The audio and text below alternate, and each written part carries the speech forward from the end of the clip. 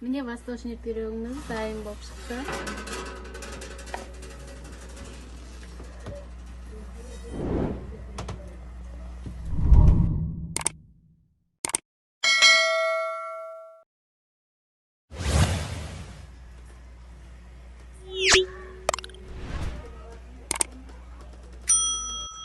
Саламатсыздар ма? Қош келдіңіздер менің каналыма. Бүгін үй жағдайында восточный пирог пісіреміз. Оған ертілген маргарин, 300 грамм ұн, сгущенка, дәнекер мүйіз, разлик етілген 1 қасық саламыз, шекерден 2-3 қасық, сосын чым-чым тұз саламыз.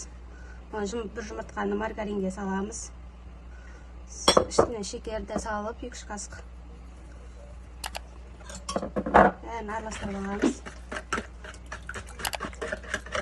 Массамыздың бәрі араласу үшін.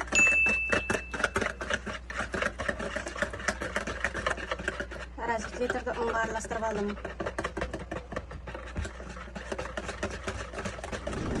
Араластырамыз бәрін аз-аздан елеп аласыздар ұнды. Ұнымызды араластырамыз бәрін.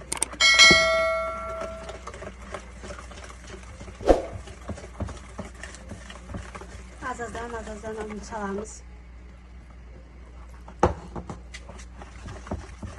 Pençikten aralastırsanız da болады. Öz қалауларыңыз.